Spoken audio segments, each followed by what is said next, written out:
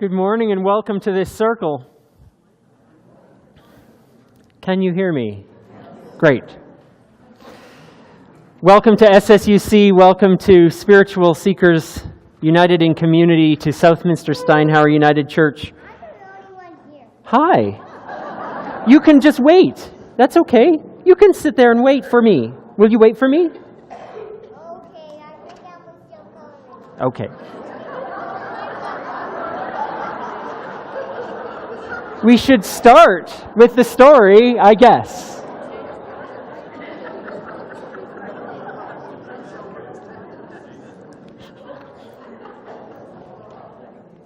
It's a good place to be on the carpet. I'll be with you in a minute.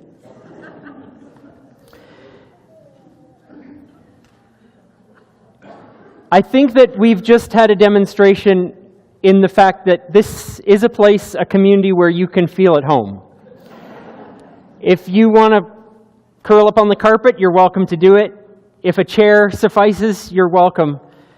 This is a place where we are home, where community means that we are here for each other and that we're gathered to make space for each other, to hold it for each other, to welcome each other, regardless of who we are, all sizes, all colors, all genders, all sexualities, all religions, or none, or many. And may we find a welcome and safer space here to enter into whatever we need this morning. We come as we are, and we're welcome just that way.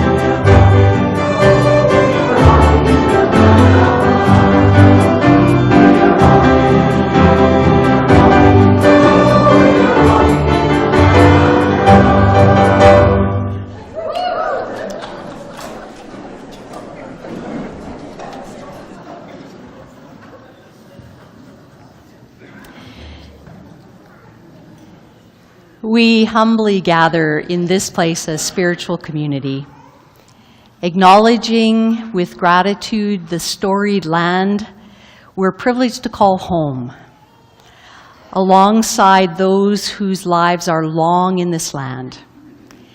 It's the traditional meeting ground, gathering place, and traveling route of Cree, Saulteaux, Blackfoot, Métis, Dene, and Nakota Sioux peoples, native lands to many Indigenous peoples, and adopted land, home to migrants of so many different lands. We gather seeking to be more responsible to our partnership as members of Treaty 6. And we come together in this month of February as we celebrate the history and the rich heritage and the culture and the gifts of Black Canadians. Today we honor that legacy and that light that shines in our lives in singing some traditional African songs like the song we've just sung, Siyahamba, and also some spirituals and some gospel songs, songs we celebrate and sing as the music that carried a people through slavery, through oppression, through racism. And we sing this music with deep respect and with honor for the legacy it carries of struggle, of hope, of perseverance. And we place light in our midst this day. In the light of a new day, and in the light of a new week. we light our candle to honor the unique and yet the singular light that is within each of us. We also light this candle as the light of lament, that we have failed in many ways to respect our common humanity. And we light this candle as the light of wisdom, the wisdom we receive from the struggles for justice and equality and freedom. And we light this candle as a symbol of our commitment to do better, to live in ways that cherish the light within one another, the light we each shine as our gratitude for the gift of breath.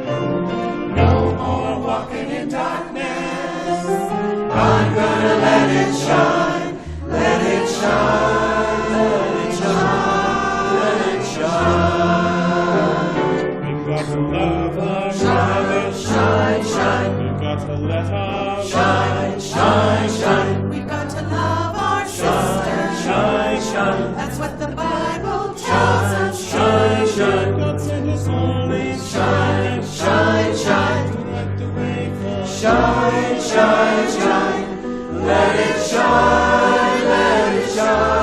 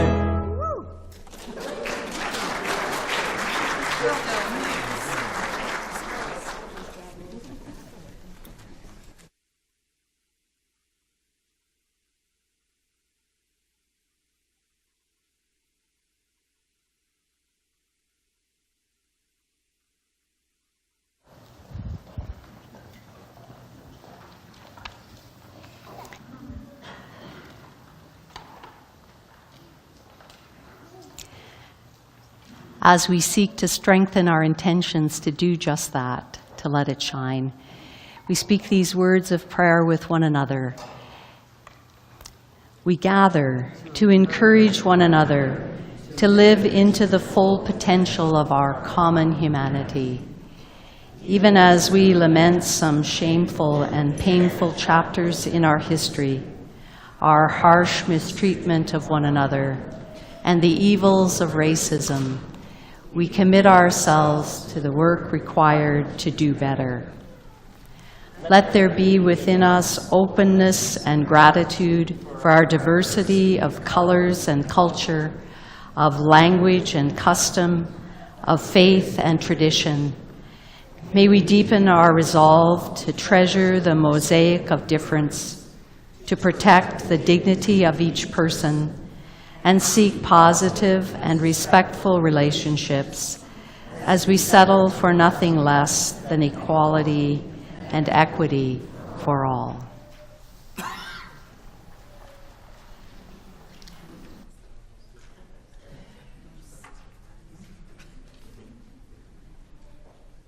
Okay, you've all been very patient. It's our time for all ages. And anyone else who'd like to come to the carpet can come.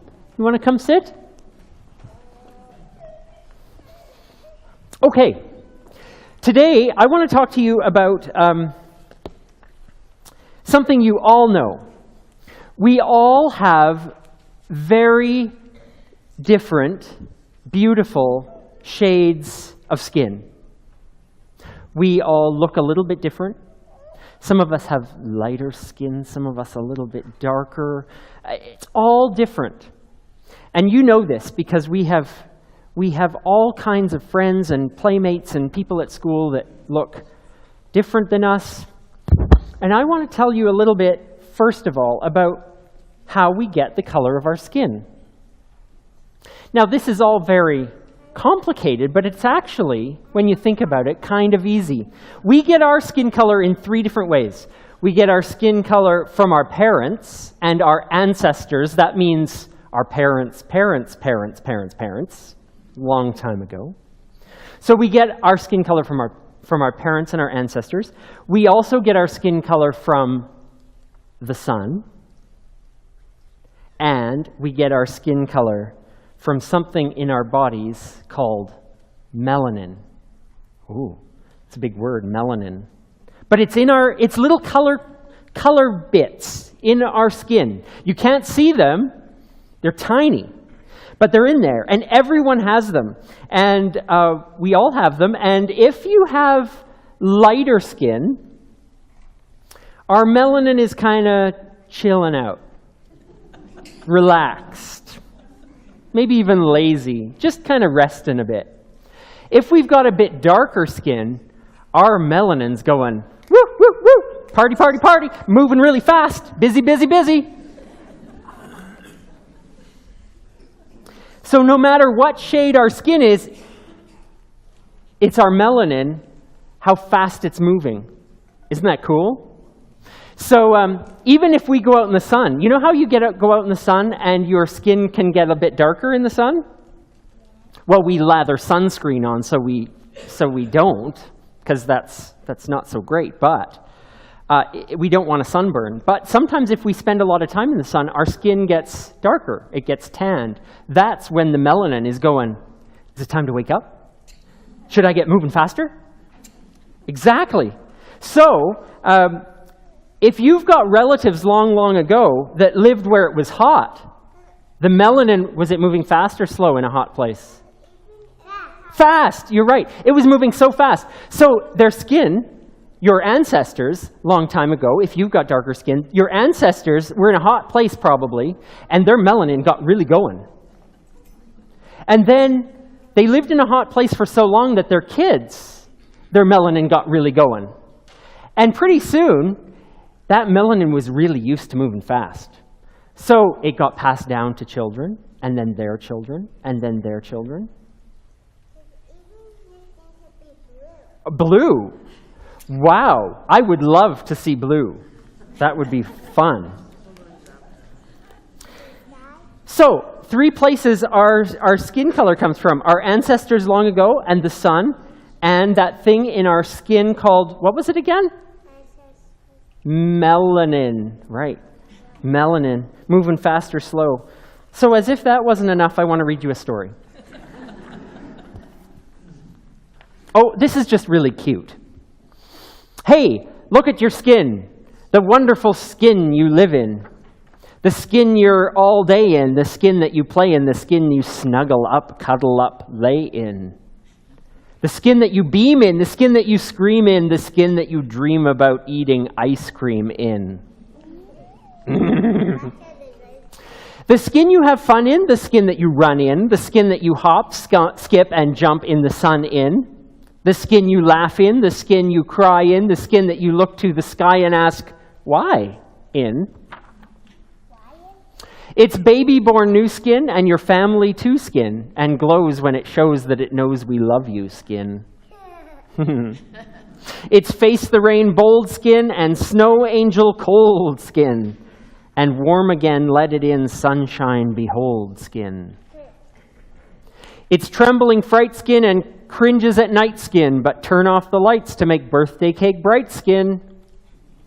It's whatever you do skin, be happy it's you skin. You can't live without it. I'm glad it's me too, skin. And look at the shades it comes in, the shades of your colorful skin. Your coffee and cream skin, your warm cocoa dream skin, your chocolate chip double dip sundae supreme skin. Your marshmallow treat skin, your spun sugar sweet skin, your cherry topped candy drop frosting complete skin. Your pumpkin spice slice skin, your caramel corn nice skin, your toffee wrapped ginger snapped cinnamon spice skin, your butterscotch gold skin, your lemon tart bold skin, your mountain high apple pie cookie dough rolled skin. Oh my goodness, those all sound delicious. Now, look once again at your skin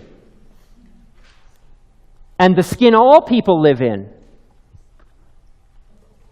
It's not tall skin, or short skin, or best in the sport skin, or fat skin, or thin skin, you lose and I win skin, nor sad skin, or mad skin, you're naturally bad skin, I'm rich and you're poor and you'll never have more skin. It's not dumb skin or smart skin, or keep us apart skin, or weak skin or strong skin, I'm right and you're wrong skin. Nor she skin or he skin, you're better than me skin, I'm lesser than you skin, it's me against you skin. It's not any of this, because you're more than you seem. You are all that you think and you hope and you dream. You're a gifted creation with imagination. You're a new day desire to reach even higher. You're the feelings that start from down deep in your heart. You're the pride and the joy inside each girl and boy. So whenever you look at your beautiful skin, from your wiggling toes to your giggling grin, think of how lucky you are that the skin you live in so beautifully holds the you who's within. And like flowers in the fields that make wonderful views, when we stand side by side in our wonderful hues, we all make a beauty so wonderfully true. We are special and different and just the same, too. That is The Skin You Live In, written by the tongue twister specialist Michael Tyler. Whew! Try to read that. So all you beautiful people in your skin, would you like to go to Kids Spirit and preschool this morning? Because if so...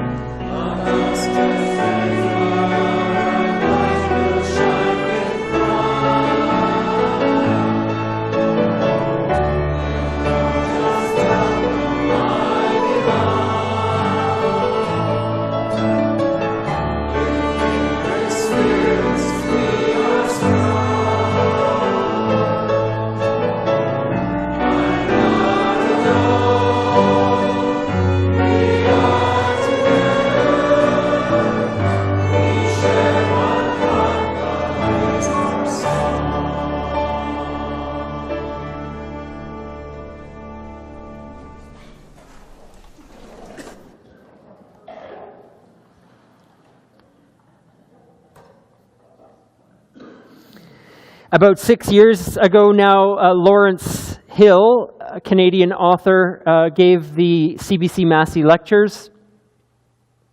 He entitled those four lectures, Blood, the Stuff of Life, which is now, since then, is available now in a book.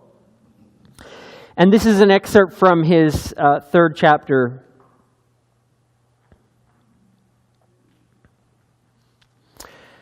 I would have a fine fat piggy bank if I were to be paid $1 for each time someone has either told me that I was half black and half white, or has spoken to me about another person being divided into neatly arithmetic parts.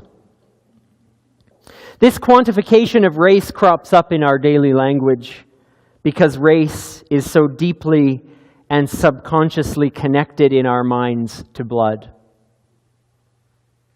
Like me, Barack Obama is of black and white ancestry. But can you imagine the ridicule that he would have endured during any part of his upbringing in the United States if he had told people that he was white? It would have been a social impossibility. People would have laughed in his face. Black, however, was acceptable. To call himself a black man followed the rule of the one-drop rule. So black it was that Obama became. For nearly 4 centuries in the US and Canada, people of African descent have been considered black if they have just one drop, the very slightest trace of African ancestry. This was accepted by perpetrators of slavery and segregation, and in many ways it became entrenched in many countries' immigration and citizenship policies.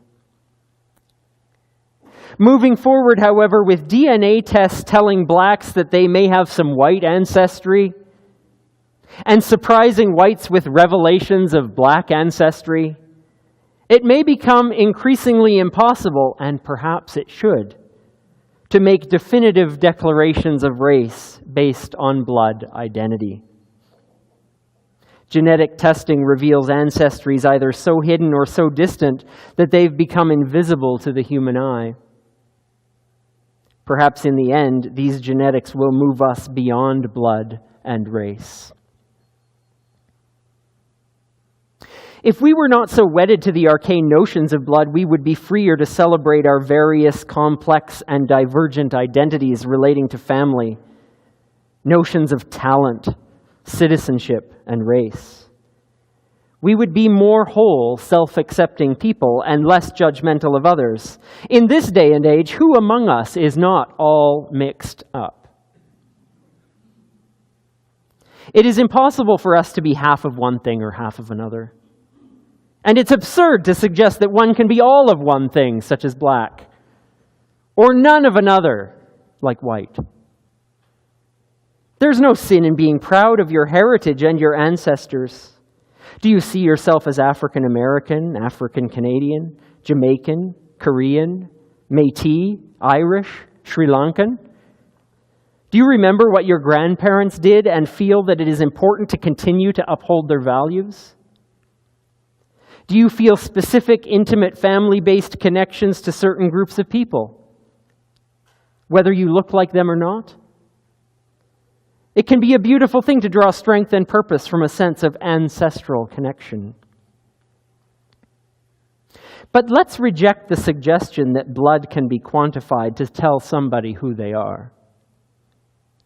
Let's drop the idea of what you are not allowed to be or to do because of who you are, but encourage each other to look for the good in our blood and in our ancestry.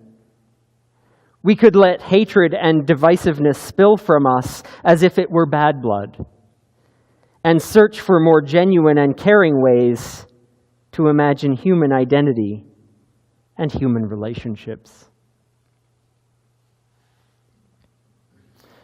These are words of a Canadian author and lecturer. May we find wisdom for our living.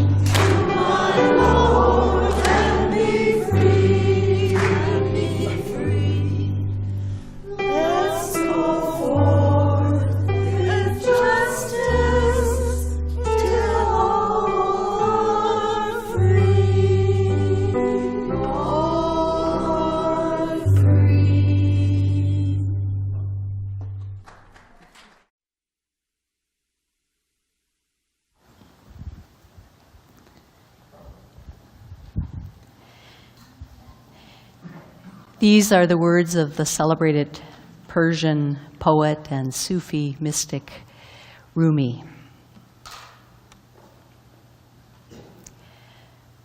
The lamps are different, but the light is the same. So many garish lamps in the lamp shop. Forget about them. Concentrate on essence. Concentrate on light. The light streams toward you from all things, all people, all possible permutations of good, evil, thought, passion. The lamps are different, but the light is the same. One matter, one energy, one light, endlessly emanating all things. Ground yourself. Strip yourself down to blind, loving silence. Stay there until you see you are gazing at the light with its own ageless eyes. In the writings of this Sufi mystic,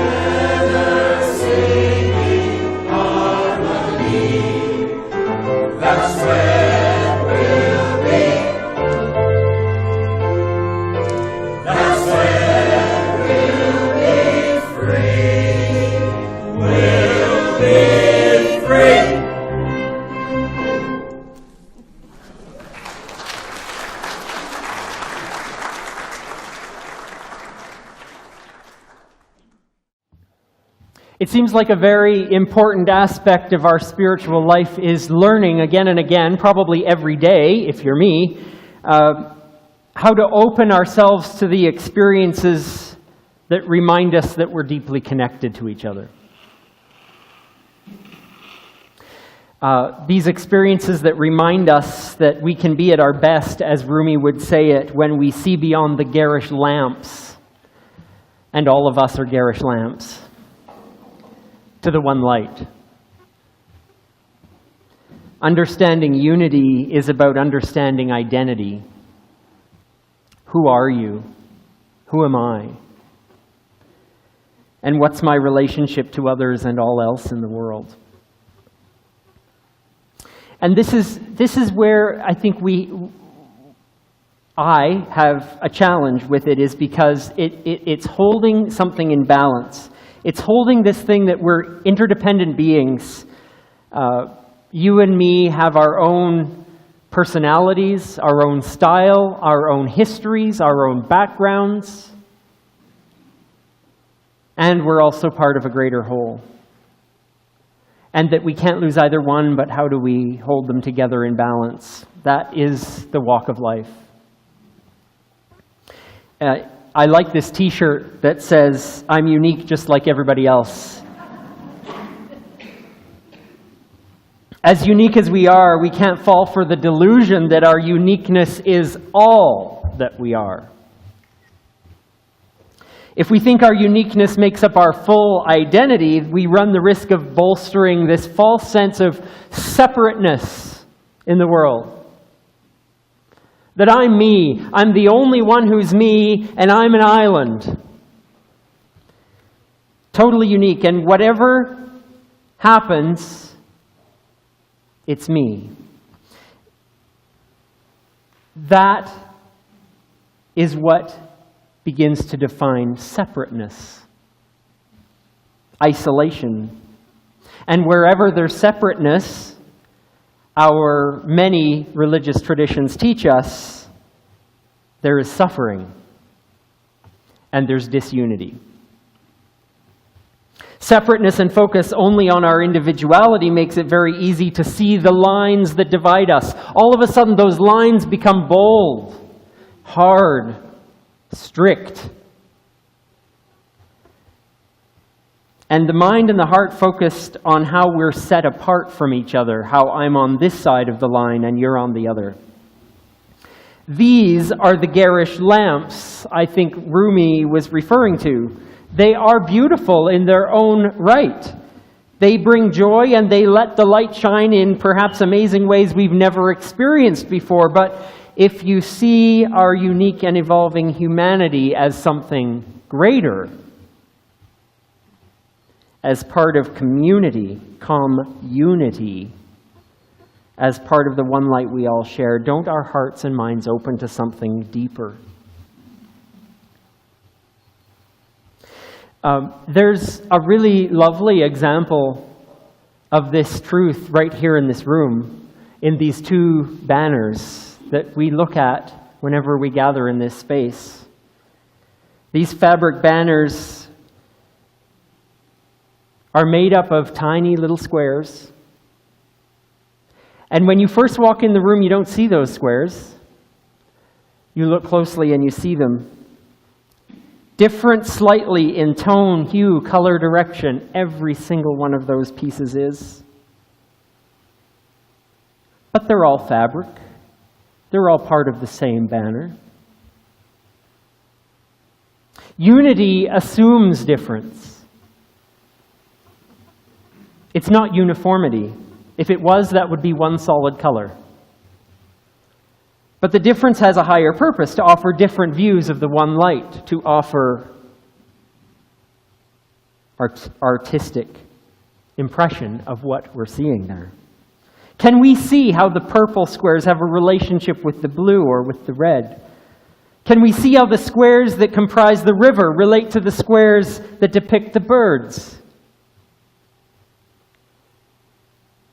Training our eyes to see the relationships and the connections help us to open to each other in ways that can make a meaningful difference and impact. We might be doing it right now with this banner. But we do it every day of our lives when we look at each other and when we look at life and say, I wonder what connections I might see. I wonder what relationships I can make. So I have to show you, I don't often do this, but I have to show you a home movie. Maybe I'm missing my daughter, I don't know. But this is a video of me and Sophie, my daughter, when she was 2 years old. I asked Sophie if I could play this clip, just so you know. It's one of her favorites, so I'm glad she said yes, but it's a bit hard to hear because this was 2002 technology. But this is a moment when she and I had a late night moment with each other because she was not sleeping and awake and wide awake, having a grand time eating an apple. And she's discovering something when we look into each other's eyes. So we have to listen very carefully, and it's also 2-year-old speak, so I'll translate for you after, but here it is. And yes, I have hair. Get it out of your system now. Are you ready? You have to listen, so no snickering. Get it all out right now. Okay. And I look about 12 myself. Here we go. I know. Why?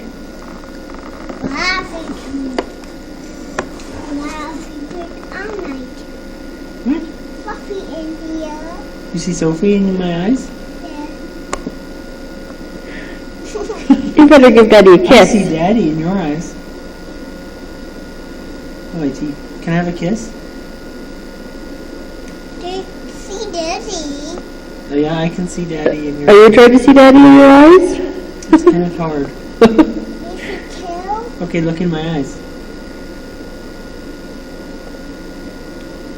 Who's in there? Fluffy. Oh, Can I have a kiss? I'd like a smack on my lips. On my cheek, okay. Thank you. And this one too. It's very nice. On the lips. Tiny kiss.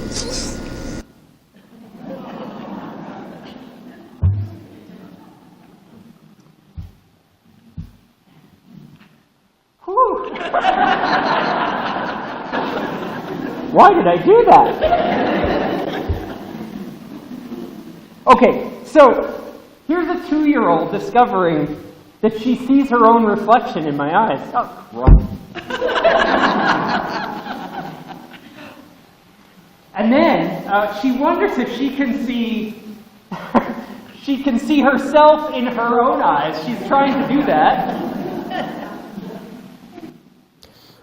And when she does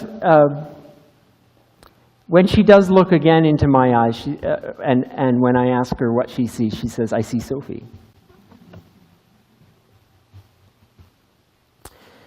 When you have an experience of looking long and hard into another human's eyes, it's amazing the layers you see there. You see color, you see texture, you see size and shape. Maybe you see a small blood spot or tiny capillaries. You get the occasional glimpse of your own reflection. And in these moments of seeing yourself in another's eyes, you get insight in how you might appear in the world to another person. And in rare moments, you see even beyond all that. It becomes like a series of mirrors where the reflections have no end, a deep, infinite tunnel of light. And in those moments, a great door opens a crack. And you catch a glimpse of the wholeness of which you're a part. That this goes beyond you, it goes beyond the other person, that it's part of something. And Sophie had it right all those years ago, something true for all of us. I am in your eyes, and you are in mine.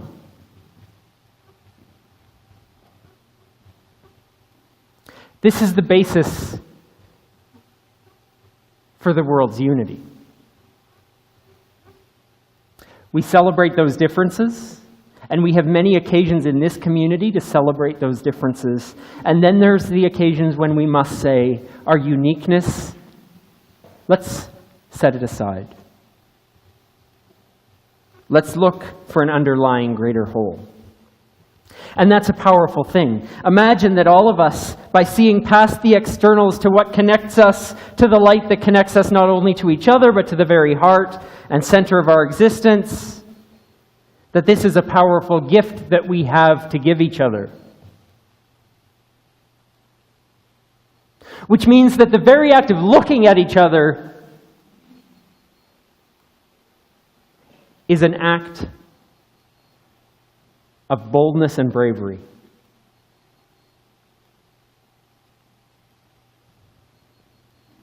It's also an act of justice. That notion of unity applies to all of our relationships. If we can look at our partner or our friend or a total stranger in the eyes and see the uniqueness that each brings, see a reflection of yourself, and then see beyond that to the light that draws you together as one, that is power and gift, that is life-affirming, that is soul-touching, that might be my definition of salvation.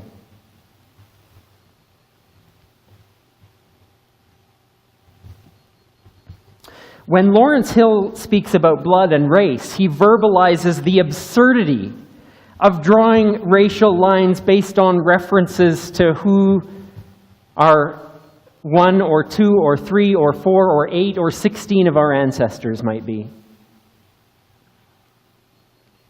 Its purity, the references in our blood to its purity or its strange mix, its connection to countless permutations of our diverse ancestry, it's all ludicrous.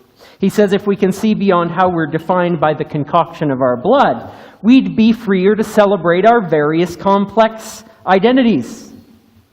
We'd be more whole, self-accepting people and less judgmental of others.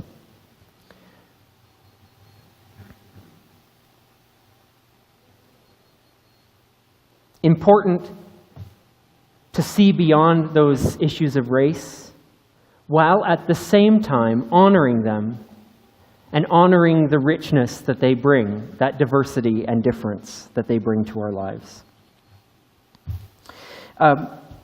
I couldn't finish without talking about the universe in some way, because it also has lessons to teach us. Nature itself offers this pattern of community membership in her delicate harmonic resonance. Do you know the sound that comes out of a black hole? Well, it's B flat. Can we hear a B flat? Well, that's it. Now, imagine 59 octaves lower than that. But that's the note out of a black hole. Humans can't hear it. It's the same frequency, though, that occurs when lightning strikes water. Same frequency. I find that amazing. Everything in the cosmos has its own sound, even if we can't hear it. Our human hearing puts us right in the middle of this cosmic symphony. That the sound coming from the planets is too low for us to hear. It's the cosmic bass. That the sound of an atom, yes, every atom in our body, in the universe, has a sound, has a frequency. It's too high for us to hear. It's the cosmic treble. And we humans are musically right midway between this micro world of the universe as a whole and the macro world of the atom. We're right there in the middle, singing our own tune, reverberating as we are. We are part of the whole that is so much bigger than our parts, so much bigger than we experience, that we see, that we hear, except for those few glimpses we get every once in a while, like looking into your baby's eyes, or whatever it is for you.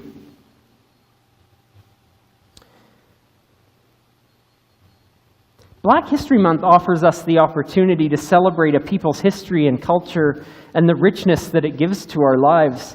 And more than that, it helps us to stop and ponder moving beyond skin, beyond blood, beyond the surface, to that which is deeper and more meaningful,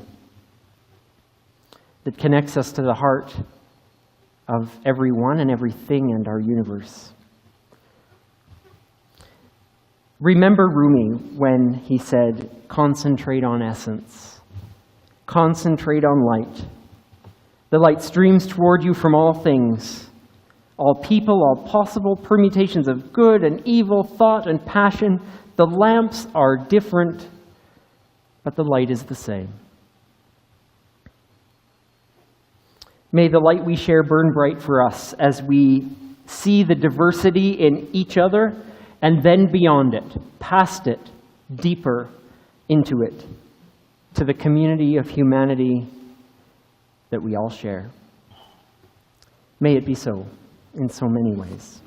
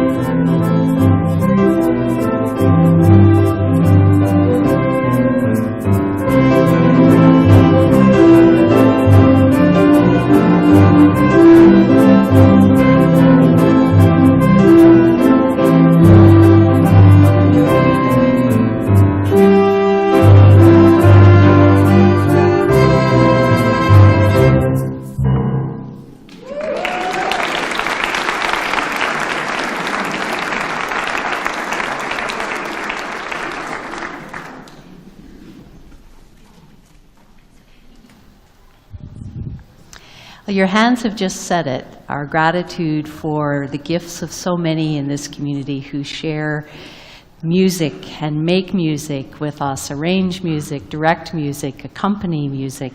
So I want to express our appreciation to the ensemble, to to the SSUC choir, to the Silvertones, to those who direct and accompany them, to Pam arranging music, to each of you for your contributions. It's a lot of time and effort to prepare this music for us and to share it with us. So thank you, thank you, thank you.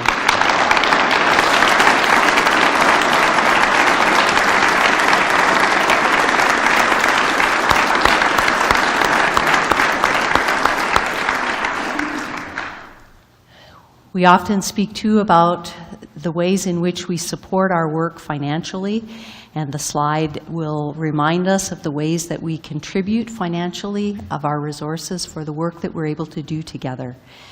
In particular today, I want to just speak about our contributions as a community to the Mission and Service Fund of the United Church of Canada. And the Mission and Service Fund has prepared a short video celebrating Black History Month.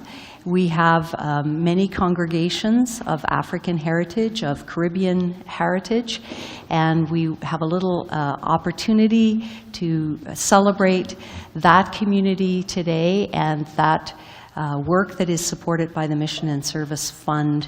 And so we take a moment just to see this short video.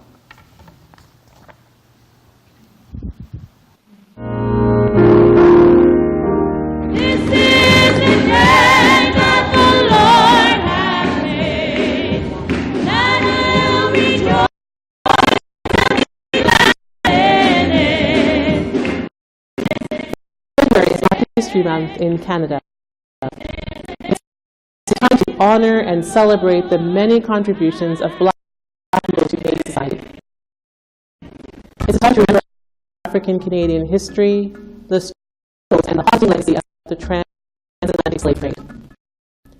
Black history is Canadian history, and this is perhaps the perfect time to introduce everyone to a part of the United Church's history that few people may know about. That is the history of Black people in the United Church. Black people have been part of the congregations that form the United Church of Canada for more than 100 years. African Canadians were actively involved in churches across the country. In Toronto, for example, Wilbur Howard was ordained and served several congregations in the city. In 1970, he was elected as the first, and to date the only, Black moderator of the United Church. Many other Black people have offered leadership in the church over time. But even today in the United Church, a church that is committed to racial justice, many Black people and Black leaders still struggle with feelings of isolation, alienation, and racism. I come from Scarborough, and Scarborough is one of the most diverse places in Canada. And if you look at the United Churches within Scarborough, they're mainly white.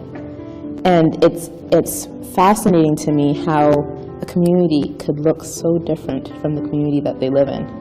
And there's a reason for that, because people aren't feeling comfortable, people don't feel welcome, people don't see themselves represented, people coming in don't all feel called to educate others, and they just want to be and have a spiritual place where they can call their home. Since 2005, a new group of Black people started meeting. Part of this group's focus is about making changes in the United Church. The group is called The Journeys of Black Peoples in the United Church of Canada. But we still have a long way to go as we move into the future. For a church that is striving to become more intercultural, Black History Month provides a unique opportunity to learn more about the lives and legacies of people of African descent. I think it's an ongoing journey of making sure that we feel at home, because we all come from different cultures and different backgrounds and different understanding of, our different church beliefs. February could also be a time for congregations to make an intentional commitment to becoming more culturally sensitive, justice conscious, and racially inclusive.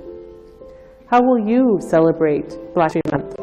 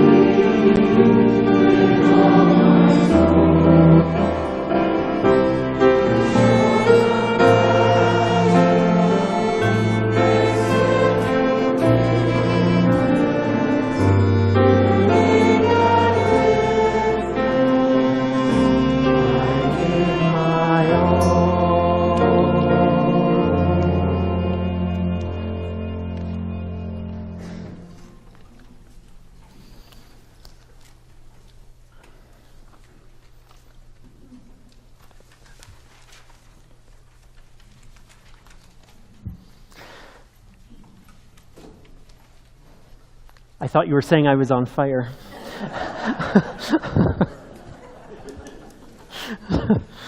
The light goes with us, my friends. It goes with all of us as we go into this week.